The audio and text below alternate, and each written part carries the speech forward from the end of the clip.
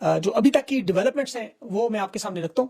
علیمہ خان کو بڑی ذمہ داریاں ملنے کا امکان ہے۔ مفاہمت پرست گروپ اس وقت علیمہ خان کی کیوں منت اللہ کر رہا ہے، اور پنجاب سے تحریک انصاف کا خان رہائی پر تحریک چلانے کا اعلان، ڈرون حملوں پر خیبر پختونخوا میں 26 مئی سے احتجاج پشاور سے شروع، اور کل بھی ایبٹ آباد میں، سندھ میں، بلوچستان میں تحریک انصاف نے ڈنکا بجایا، بڑی تعداد میں عوام سمڑیال میں، اور اس کے ساتھ ساتھ D G I S P R کی کانفرنس میں سنگین الزامات، مہرنگ بلوچ سمیت پریس کانفرنس میں کیا سوالات اٹھائے گئے اس پہ بھی تفصیل سے بات ہوگی۔ بلاول سے اسٹیبلشمنٹ کی ناراضگی، بجٹ میں اب یہ معاملہ نظر آئے گا آپ کو۔ 10 جون کو خالی خزانے سے بجٹ پیش کرنے کا اعلان کیا جا رہا ہے، کیا یہ پاس کروا لیں گے؟ کچھ اور معاملات بھی تفصیل سے بات کرتے ہیں، لیکن سب سے پہلے جو پنجاب میں جہاں سب سے زیادہ امید کی جا رہی ہے کہ جب تک یہ نہیں اٹھیں گے کوئی بڑی تحریک اس کا نتیجہ نہیں نکل سکتا۔ پنجاب میں عالیہ حمزہ اور میاں آباد فاروق دونوں متحدوں کے سامنے آئے، بڑا اعلان بھی عالیہ حمزہ کی طرف سے تمام پاکستانیوں سے درخواست کہ وہ تیار ہو جائیں احتجاجی تحریک کے لیے، اور اس پر پنجاب میں مزید بھی معاملات ہیں۔ پشاور میں کے پی میں جنید اکبر نے آج ڈرون حملوں کے خلاف سوموار سے احتجاج کا اعلان کیا ہے۔ 26 مئی سے یہ احتجاجی تحریک کا بھی ایک مرحلہ ہے۔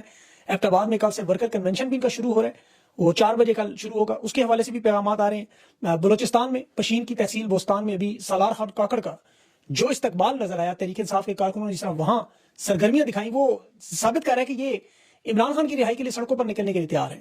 بلوچستان میں حقیقتاً دفعہ 804 اس وقت نافذ ہے۔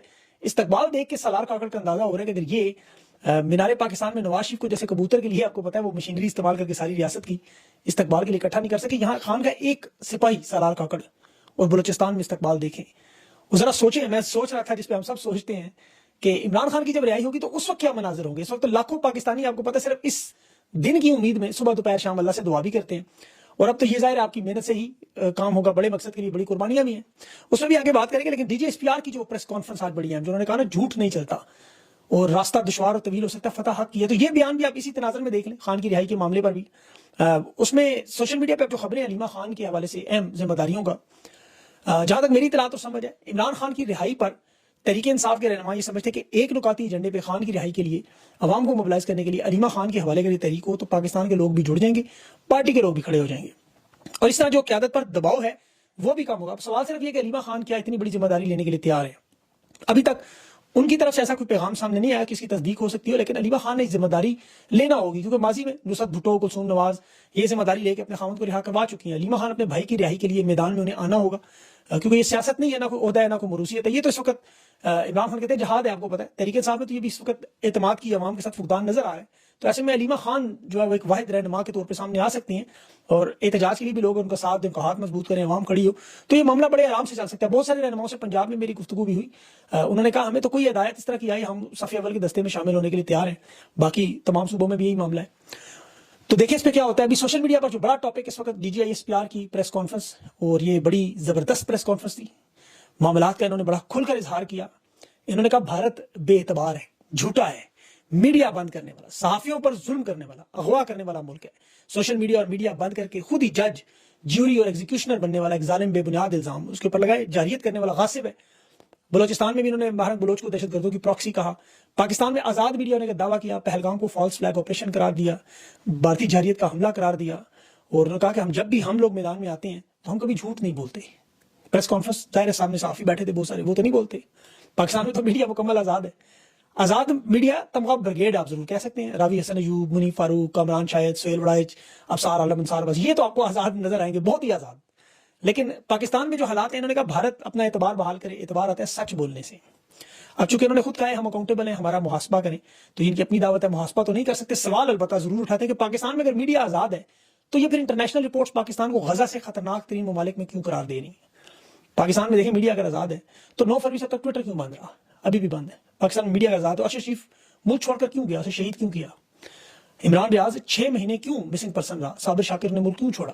بڑی لمبی لسٹ ہے، میں چند معروف نام تو ہمیں نظر آتے ہیں، ارشد شریف، عمران ریاض، ہوریا مقبول جان، وحید پیزادہ، صابر شاکر، سمینہ پاشا، جویریہ، جبیل فاروقی، کاشف عباسی، احمد فرحاد، یہ بہت لمبی لسٹ ہے، آفتاب اقبال ہیں، سمیع ابراہیم ہے، ہرمیت سنگھ ہے، بڑی لمبی لسٹ ہے۔ یہ سوشل میڈیا کے لوگوں کو تو بھی نام ہی نہیں بچارے گا، وہ تو اصل گمنام مجاہد وہ ہیں۔ مظالم کی ایک پوری داستان ہے، اس میں تو پی ایچ ڈی ہونی چاہیے، لیکن سامنے کی باتیں، بینک اکاؤنٹس بھی بند، پاسپورٹ بند، شناختی کارڈ بند، ایگزٹ کنٹرول لسٹ میں نام، نوکریاں چھین لی، رزق چھین لیا، باہر بھی حملے، فائر وال پہ بھی حملے۔ تو یہ فرق کیا ہے بھارت اور پاکستان میں؟ کون سی آزادی؟ وہاں تو راہل گاندھی کی آواز اور تصویر چلتی ہے، مودی کا تو پاکستان میں بھی نام اور تصویر چلتی ہے۔ اگر میڈیا آزاد ہو تو عمران خان کی آواز اور تصویر میڈیا پہ کیوں نہیں چلتی؟ پارلیمنٹ کے اندر عمران خان کی تصویر کو کیوں بلر کیا جاتا ہے؟ بھارت میں اگر ویب سائٹس بند ہے تو پاکستان میں سیاست.pk ہے، فیکٹ فوکس ہے، گلوبل ولیج ہے، ساری ہم سب کی ویب سائٹس بند ہیں. اکاؤنٹس یوٹیوب کے کیوں بند ہے؟ فائر وال کیوں لگی ہوئی ہے؟ اگر بھارت میں صحافیوں کو اغوا کیا جاتا ہے تو پاکستان میں 48 سے زیادہ صحافیوں کے چینل سے نوکریوں سے کیوں نکالا؟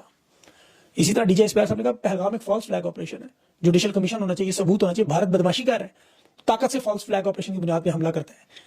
بالکل درست کہہ رہے ہیں. تو پھر 9 مئی میں جو جوڈیشل کمیشن پر عمران خان مطالبہ کرتا ہے وہ کیوں نہیں مانا جاتا؟ سی سی ٹی وی فوٹیج کیوں نہیں پیش کی جاتی؟ ملٹری عدالتوں سے سیاسی لوگوں سزا دے کے 85 لوگ کیوں بغیر ٹرائل کے حق سے دہشت گرد بنے ہوئے؟ پاکستان میں 90% مقبولیت رکھنے والی سیاسی جماعت ملک میں اپنا جھنڈا کیوں نہیں اٹھا سکتی؟ ان کا ٹی وی میڈیا اخبارات پر کیوں کوریج نہیں ہوتی؟ تحریک انصاف جلسہ کیوں نہیں کر سکتی؟ عمران خان کا نام اسٹیڈیمز میں بھی لینا گناہ کیوں بنایا گیا؟ ریلیاں، جلسے، جلوس، پیکا کا ایکٹ کیوں لگتا ہے؟ سوشل میڈیا کے تحریک انصاف کے سینکڑوں لوگ کیوں جیلوں میں گئے، اغوا ہوئے، مسنگ ہوئے؟ جنہوں نے دیکھیں 9 مئی پر پریس کانفرنس کی وہ سب کے سب بے قصور کیسے ثابت ہو گئے؟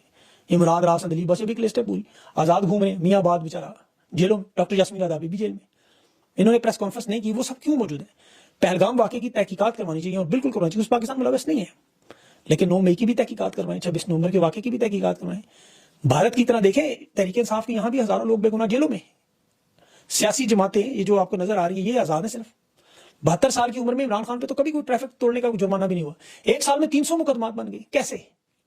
9 مئی کو رینجرز نے عمران خان کو اغوا کیا، سپریم کورٹ نے غیر قانونی قرار دیا، لیکن 657 دن سے عمران خان جیل میں کیوں بند ہے؟ 8 فروری کو تحریک انصاف الیکشن جیتی ہوئی، اکثریت کو اقلیت کیوں بنایا گیا؟ عدلیہ میں 26ویں ترمیم کر کے جونیئر ججز کو سینئر بنا کے چیف جسٹس. خان کے کیسز کیوں روکے گئے؟ اور پھر اب جھوٹ پکڑنے والی مشین استعمال کر رہے ہیں. اب آپ اس بات سے اندازہ کر لیں کہ اس جھوٹ پکڑنے والی مشین کا کیا رزلٹ ہوگا. جیسے بنی گالا سے خان کے خون کے نمونے لیے، پتہ نہیں کہ شیرو کو پیشاب پی گیا، کوئی بسکٹ کھا گیا، اور اس نمونوں میں نے لکھا کہ عمران خان دماغی طور پہ بھی نہیں ٹھیک، نشہ بھی کرتے ہیں، جنسی ادویات بھی لیتے ہیں، کردار بھی نہیں ٹھیک، جیسے پتہ نہیں ان سب کے گھروں سے نہیں پتہ چلا ہو. ایسے ایسے الزامات انہوں نے لگائے ہوئے تھے. خود انہیں جیسے گھر سے کسی نے گواہی دی، قادر پٹیل وزیر صحت، وہ اتنے دعوے سے کہتا تھا کہ جیسے اسے پتہ اس نے آنکھوں سے دیکھا ہے.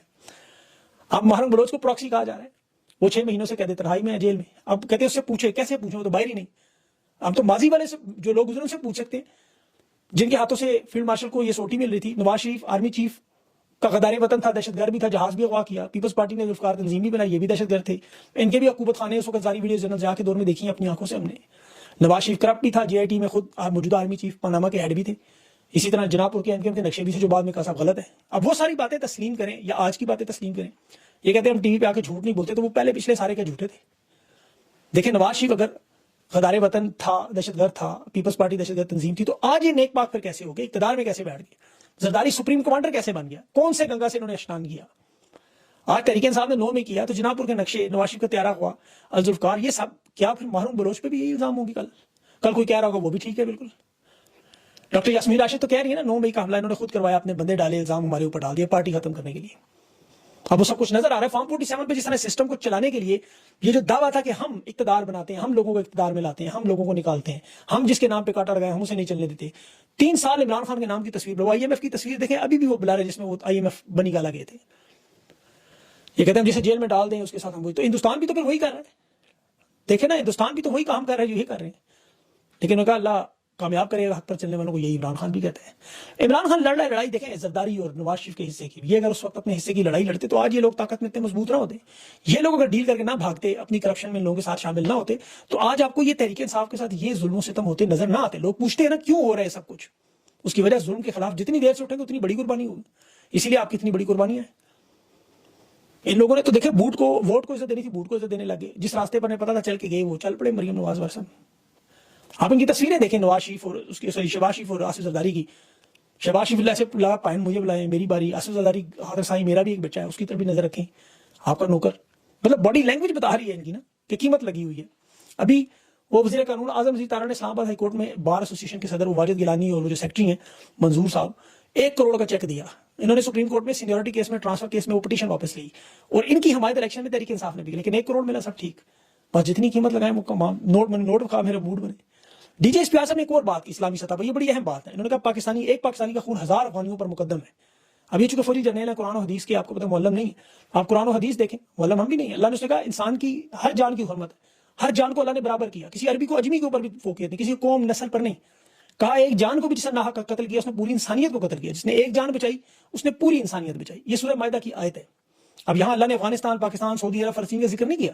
سورہ حجرات میں بھی اللہ نے کہا ہم نے تمہیں مرد اور عورت سے پیدا کیا، پھر تمہیں قوموں اور قبیلوں میں تقسیم کیا کہ تاکہ تم ایک دوسرے کو پہچانو. اللہ کے نزدیک صرف عزت والا وہ ہے جو پرہیزگار ہے، یعنی قومیت، نسل یا ملک کسی کی برتری کی بنیاد نہیں ہے۔ افغانی بھی مسلمان ہے، حدیث ہے مومن ایک جسم کی مانند ہے، جسم کے ایک حصے کو تکلیف ہو پورے جسم کو تکلیف ہے۔ اس میں بھی نہیں کہا گیا افغانی ہوں گے یا پاکستانی ہوں گے، فلسطینی ہوں گے۔ اور ہمیں تو اپنے غیر مسلموں کو بھی اپنے آپ سے برتر کہنے کا حکم نہیں ہے، جو تقوی میں اور صرف جو پرہیزگاری میں اوپر نہ ہو جب تک۔ تو دنیاوی باتیں اپنی جگہ، لیکن دین کے معاملے پہ دیکھیں اللہ کے احکامات اسے ادھر نہیں کر سکتی۔ جو اللہ نے کہا ہے حدیث اور قرآن میں وہ بیان کرنا ہوگا، ایک لفظ اور اسے ہٹنے کی وجہ سے ساری نحوست ہمارے اوپر چھائی ہوئی ہے، ظلم و ستم اور یہ نحوست۔ آج تحریک صاحب کچھ اچھے دن آئے ہیں، مطلب کچھ ان کے 26 نومبر احتجاج میں رہائیاں ہوئی ہیں، اٹک جیل سے بھی کچھ لوگ نکلے، ہائی کورٹ نے کل اسلام آباد ہائی کورٹ نے 86 کارکنوں کی ضمانت منظور کی تھی۔